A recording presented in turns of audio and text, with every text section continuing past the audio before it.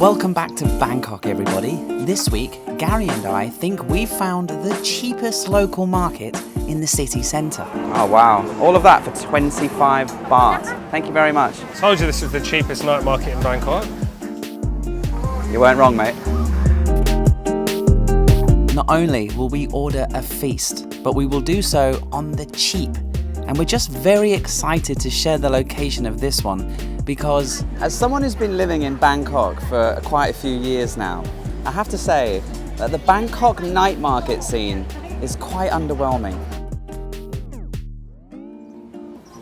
Most night markets in Bangkok are actually built for tourists who visit the city, which is fine because that means that those night markets are very centrally located, absolutely massive with thousands of stalls to choose from.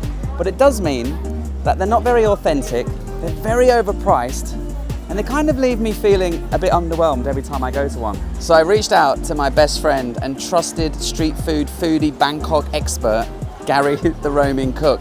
And I said to him, Gary, where is a really authentic, cheap night market in the heart of Bangkok that I can go to and get away from all of the tourists and overpriced items? And Gary told me to come and meet him right here at this amazing night market.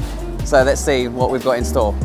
So welcome to the market of choice this evening. This is First One Market, a truly hidden gem in Talat Plu, just across the river from central Bangkok and conveniently only about a 5-minute walk from Talat Plu BTS station itself, which is about 15 minutes down the Silom line from Siam Central Station. This market is the perfect size, not too big, not too small, but packed with legendary street food stalls serving all of your local favorites. And this market is really traditional, authentic Thai flavors and dishes all around you. It's open every single evening and it's a must visit for food lovers like me and Gary, and a perfect place to escape the touristy night markets without having to go super far afield. It really does seem like the perfect choice, so thank you, Gary, for inviting me down here. So I'm here now, just waiting for Gary to arrive, and I've just had a quick look around and it looks absolutely amazing. So could this be the best, most authentic and cheapest night market in Bangkok? Well, let's find out together. Right, firstly, before we begin, let's add 35 baht onto our tally because I've just bought a nice, refreshing watermelon smoothie to keep me cool while I wait for Gary, who in true roaming cook fashion is running a bit late. Now, when you're watching this from the comfort of your home, you'll probably be thinking, Paddy, that's all good and well that you've got access to someone like Gary. He's your good friend. He can take you to all of these local night markets and delicious street food spots, which we've been sharing on this channel for 3 years now. Some of you will be rightfully thinking, what do I do? How do I find out about great food experiences when I come to Thailand? Well, that's where today's video sponsor Klook comes in handy. Simply download the incredible Klook app on your phone and you will instantly be able to search for Bangkok street food experiences along with anything else you can imagine in Thailand or around the world, where you can book experiences, transport, accommodations, and much, much more, all in just a few clicks on klook.com or again on their amazing app. So for example, I'm just typing in here Bangkok street food and I'm seeing loads of experiences and tours available to book. For me, the most interesting one is the Bangkok Michelin street food tuk-tuk night tour, where you go in a tuk-tuk and you get driven around to Michelin guided street food stalls having delicious food in the evening. A great way to experience the culture of Bangkok, eat delicious food, and it's all conveniently organized within a tour you can book right now on Klook. Klook makes the planning process very seamless and you can get all of your accommodations, your airport transfers, your eSIMs, and of course your street food tours booked up ahead of time so that when you get here on the ground in the beautiful country of Thailand or anywhere that you're going, you can just relax and enjoy your trip. So check out klook.com or download the app today.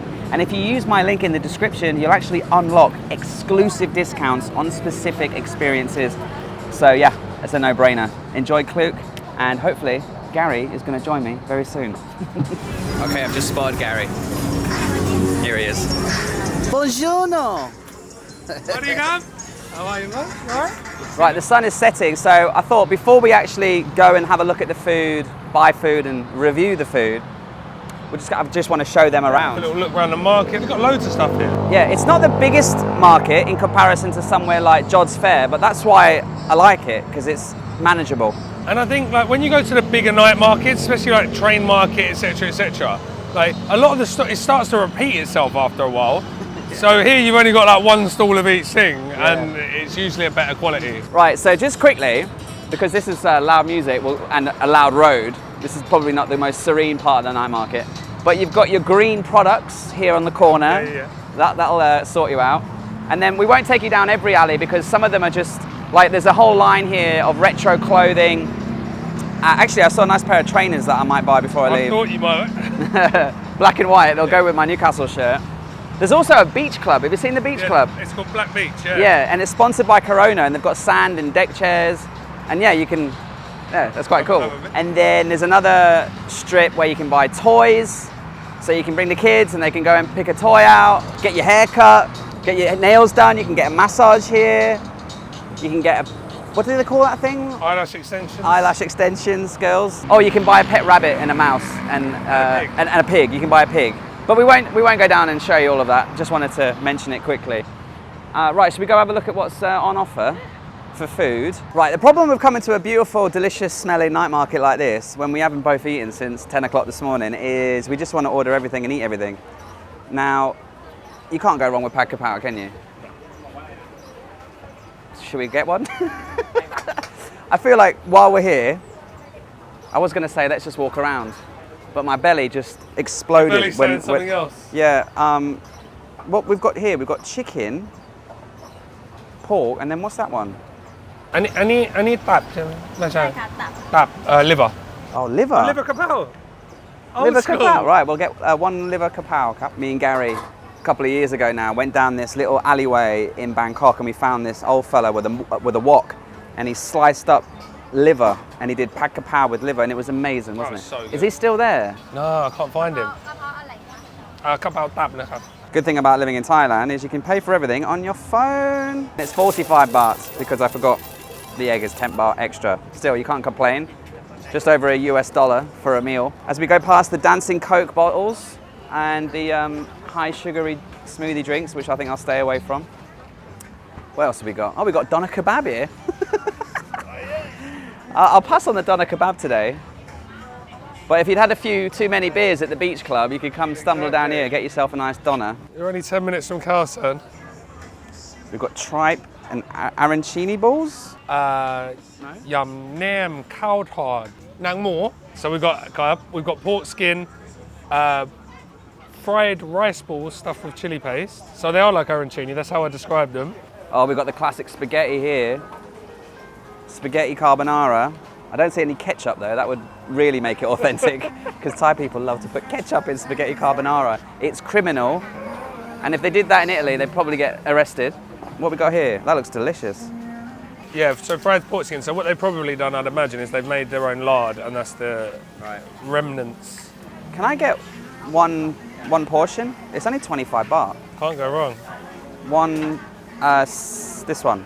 Oh look, what's she doing here? She's putting in a little bowl first. That's how they get the exact portions. That's a lot. For 25 baht? Not bad, is it? Oh wow, all of that for 25 baht. Thank you very much. Have you just found bargain of the night? 15 minutes from Siam Paragon, and this is 25 baht. I told you this is the cheapest night market in Bangkok. You weren't wrong, mate. Right, Gary, you were telling me you've got your eye on something here. I've got both eyes on this bad boy. Rotisserie chicken. So everyone knows that Gayang grilled chicken, Thai grilled chicken, is the best grilled chicken in the world. 1 second, cute dog. สวัสดีค่ะ สวัสดี Grilled chicken Thailand, best in the world. But when it's on a rotisserie spit, next level, as Paddy Doyle would say. And Uncle's an absolute legend, served with a beautiful dipping sauce, sour, sweet, spicy dipping sauce. I just watched that video you did the other day where they cooked the chicken with the mirrors. Yeah. And then after that you went to a place where they had a pig on a spit. Pig on a spit, absolutely unbelievable. Only in Thailand. Best thing in Hua Hin to eat is that pig, I'm telling you.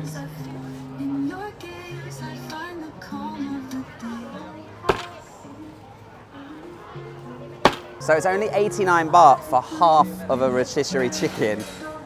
But Gary's got the whole one because he's going to take half home and feed the family when you get home, right? Yes. Which has cost him a total of 169 Thai baht for a charcoal grilled rotisserie chicken. Absolute bargain of the year. อันนี้น้ำจิ้มมะขามโอเคครับ ขอบคุณครับ So Gary's just had a thought. We can't have grilled chicken without. ส้มต Okay. ำ papaya salad.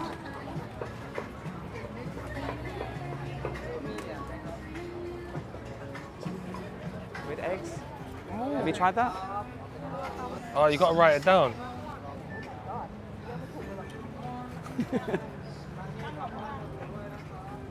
We've been standing in line, and now. They've all just stuck their stickers in front of me. So you're supposed to write down your order and then hand it in. We've been standing in line. That's one of the only things I can write as well sometimes. We're going to have to go find some tum somewhere else. Basically, if you do want some tum, write it on a piece of paper and hand it in. Don't stand in line, because that's not how they do it. All right, Gary's going to try this 20 baht place to see if they do some tum. What have you ordered? Sweet corn som tam, Thai style with no salted egg, no pala. That sounds like a bit of me, that. Thank you. So, chicken and sweet corn in any country. We're on the hunt for one more dish because pak pao, chicken, some tum, you know, it's classic, right? Delicious, very affordable. But I just want to try something different, something that I haven't tried before. These, to me, look like delicious dumplings. Some of them are stuffed with mushrooms, some of them are stuffed with sausages. But this is, but is this not it? Steamed dumplings stuffed with squid eggs, and they're only 10 baht. Right, here's our feast. I'm just going to quickly check something, because we've just bought 2 more coconut juices this time to go with our dinner. I'm just going to check my banking app and see how much we've spent in total. Yeah. I would say, just looking at it, Eyeball it. If I was in any normal market, I would say 360. Right, so we've spent a total of 354 baht on 4 drinks and 5 dishes here at the market. So literally about $10 US between both of us. What did I say, 360? Yeah. I'm the man. By the way, Gary is... How many years have you been doing YouTube for food on the Roaming Klook now? 4 or 5? Longer, you know. Longer. But it's seriously about 4. And one of your first big viral videos was with Finley, his little boy. It was, yeah. Remember when you were eating food together, and he really came out of his shell. And Yeah. And he was trying to eat. He was trying to eat with chopsticks. He was only 2, and I couldn't see him because I was looking at the camera and like. And I was just checking, actually, on the way here. One of the main reasons why I wanted to come down and do this video. Number 1, I genuinely am in the market to find a good local night market that I can take my girlfriend to, where we can eat cheap Thai food and feel like we're not in the middle of a tourist trap night market, right? But the other reason why is because I wanted to get that boost up there. Oh! So this is his current live count of subscribers.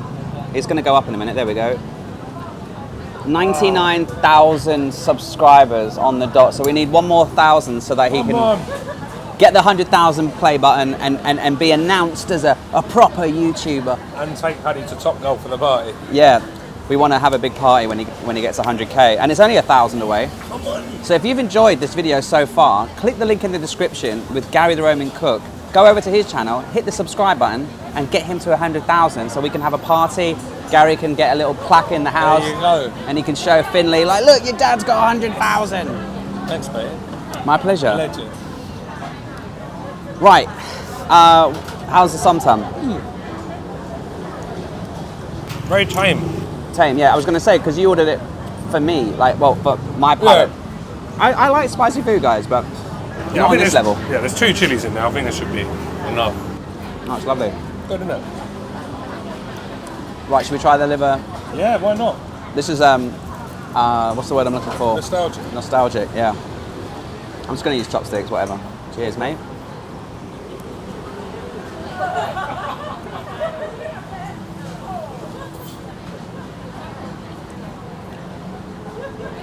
It's not as good as the one on the alleyway. Not as good as mate uses it, but it's still a nice change. It is. Do you know what made his so special? He put like a spoonful of chili jam in it.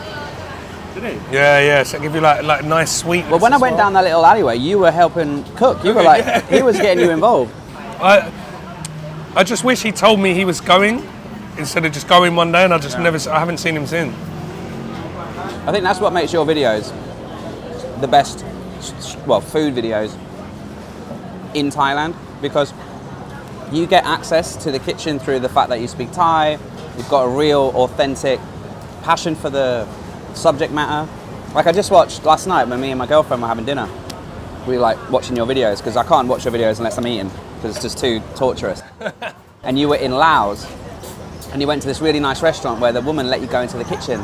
And she was doing all this authentic Lao cuisine, and you got to see exactly how they made it and use all these amazing ingredients. And the best part is, Finley came in and he got to see how it was all going, and he got to see the bugs that was going in the dishes. Yeah.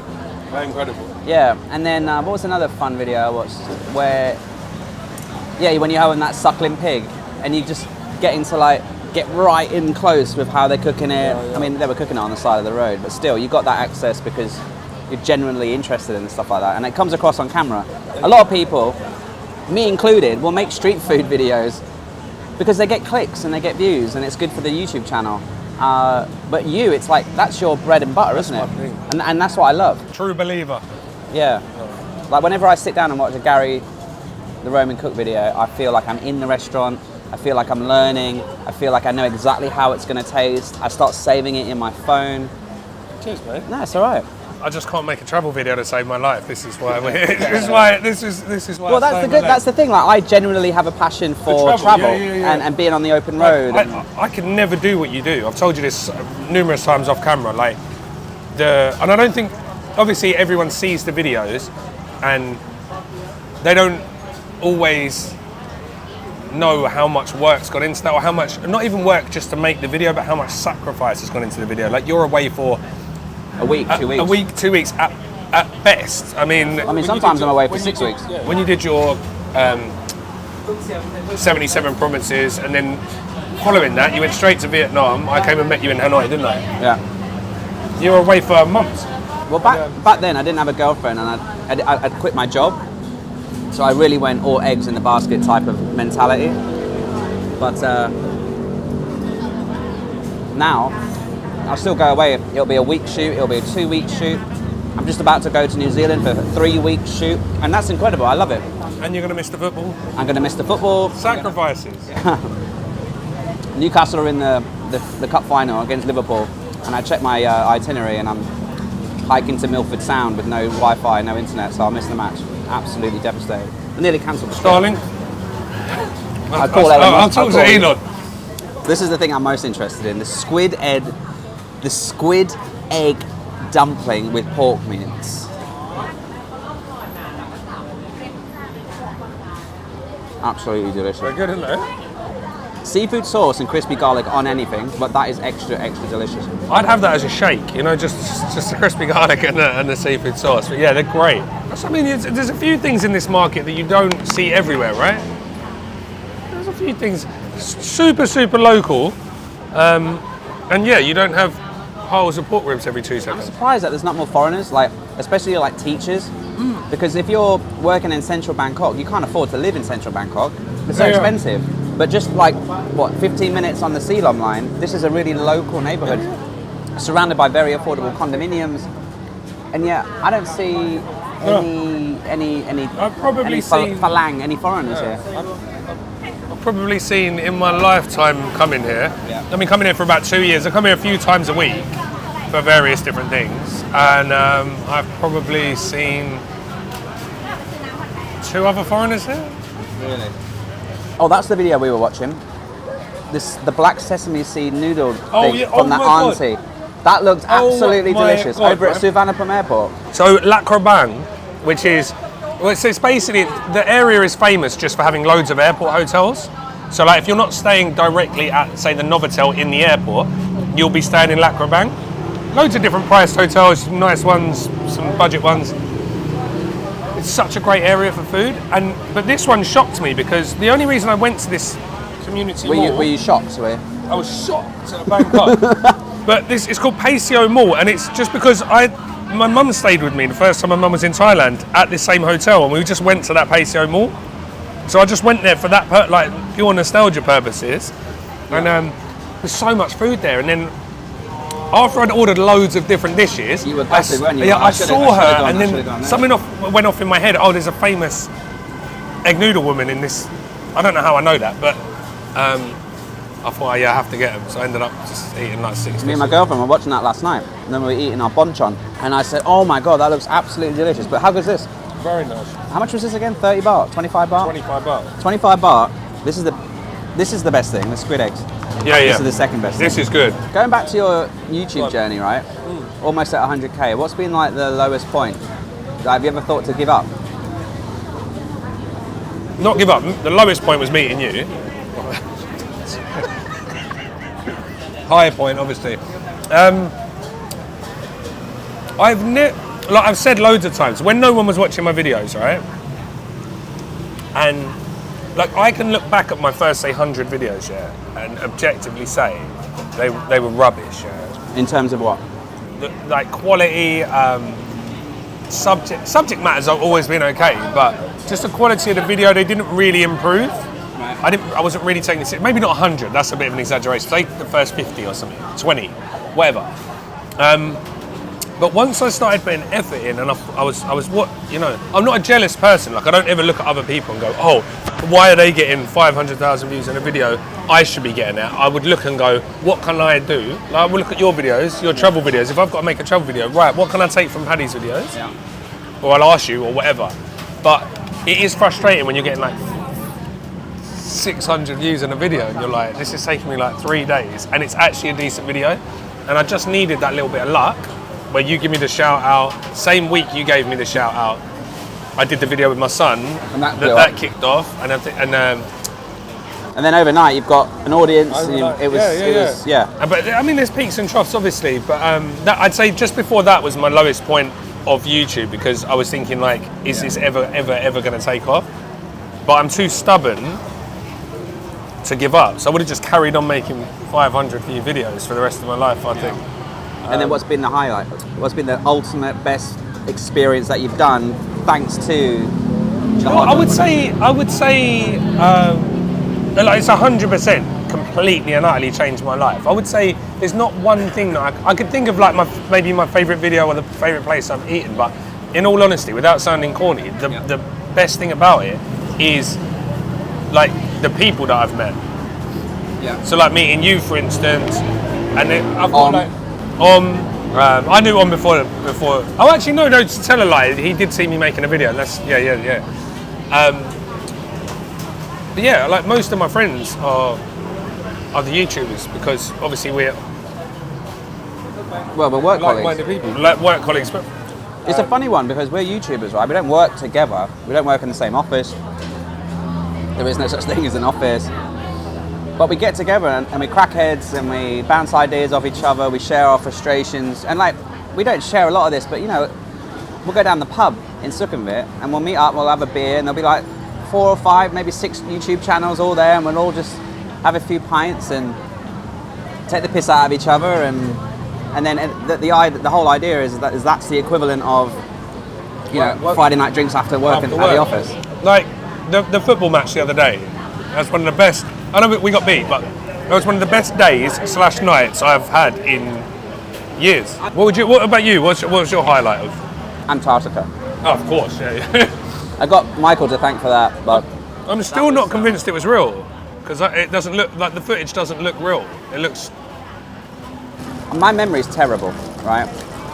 But I remember every single fragment of that trip. Really? I remember the crossing, I remember waking up in the morning, I remember seeing the whales for the first time, the albatrosses, every single moment of that trip. You remember? I remember. Even though I was filming it and slightly taken out of the experience because of me filming it, I think when I sat down to edit that, it all came flooding back and even more. And honestly, when I think back about my trip to Antarctica, I know that will never be beaten. Yeah, that was incredible. The experience and the actual feeling of being there. Would you ever have imagined, say, go back, what would it be now, 3 years, 4 years, when you were teaching? Yeah, 4 years ago now. If you fast forward 2 years, you're going to be in Antarctica filming on a trip. No. It's insane, right? I knew I had a good idea. I knew like driving a motorbike around Thailand during COVID would be like right place, right time. It's still got to be. But I didn't know it was gonna. Because I was really worried because I'd already built a bigger YouTube channel with my friends, and I thought that nobody would care that it was just me. You know, like when a boy band breaks up, and then the one with the least amount of talent decides to go solo, and he releases a song and it doesn't even go in the top 10. I thought that was going to be me, because I thought like I didn't have enough talent or personality to drive a YouTube channel by myself. But turns out, unless you actually, none of that matters. unless you actually just put your mind to something and try, you never know. And I had savings, I had a good idea, and I had the right time, and it seemed like the perfect storm. And then with a lot of hard work and a lot of sacrifice, it paid off. I mean, it still is a lot of hard work No, and of course, sacrifice, but that's like anything. but yeah, you say, oh, I knew that it was a good idea, and I knew that it would take off because it's during COVID or whatever, and it was the perfect time with it. But you still got to do it. Like, that takes a lot of courage to give your job up, your security up, to just go, right, I'm going to go. That's the hardest part. It's like a bungee jump. You know you're going to have a really fun time, but it's also going to be terrifying. And you don't know if the bungee's going to snap, but if it doesn't snap and you get back up safely, it's going to be all worth it. But the hardest part of any bungee jump is jumping. And so I feel like starting a YouTube channel, the hardest part, the jumping part, is the buying the camera, putting it on a tripod and talking to for the first time, like I did it on my bedroom. I just said, hi, my name's Paddy and this is my YouTube channel and I'm gonna leave my job and drive a motorbike, and I uploaded that straight away, so it was real. And then on Monday when I went to school, you know, I told all my teachers. So then I'd built a YouTube channel, made a video about it, told everyone. So now it was way harder to back out. Yeah, it's more embarrassing to not do it then, isn't it? And then you just, So then you have that monkey on your shoulder, like, right, you can't quit. Think about how embarrassing it will be if you lose, you know, just keep going. And we're here now, having a good time. Having a good time. I think it's inspiring, mate. It really is. Because that is the hardest thing to just, like you say, to pick up the camera and talk to the camera is one thing. That is a very difficult thing to do. It's not. Well, for me it wasn't, because I was a teacher, and it turns out... Yeah, but here's the thing. It turns out being a primary school teacher and being a YouTuber are very similar. You're just trying to keep the content engaging so that they listen. So with kids, how do you make long division fun, right? Well, you make up a story about a trapdoor spider and that it's going to bring down the number, and you know, and you try to capture their imagination. And with making YouTube videos, the intro has to, the title and the thumbnail and the intro, they all have to also, like, and if you get that right, you get to the point of the video where you go, well, we've been chatting about YouTube for 15 minutes in a street food video. See, this is why I try to get my wife on camera more, because she is also a children's teacher. She is also very, very good on camera. She just doesn't like being on camera. Yeah. But the other thing I feel like you have as a primary school teacher is no inhibitions. So like, because you can't be scared to make a fool of yourself, right? Yeah, because you're the clown. All day you're the class clown, right? Yeah. So like, you're a lot more animated, you're used to talking. If there's any teachers watching this and you're thinking about getting into YouTube, honestly, you'll find out quite quickly how easy it is to transfer your skills over, to be honest. I mean, not all teachers are that type of teacher, you know. Some of the teachers are reserved, like if they have to go on stage and present, they hate it. Like, that's probably not the best person to get into YouTube. But for me, I was always on stage doing daft stuff with the kids and loving it. So this does transfer quite well. Anyway, right, let's get some dessert. Yes. And let's wrap up this video, because I'm kind of worried that we won't have any memory card left, because we've been jibber-jabbing now for 59 minutes about YouTube. And this is supposed to be a street food video. It's all right.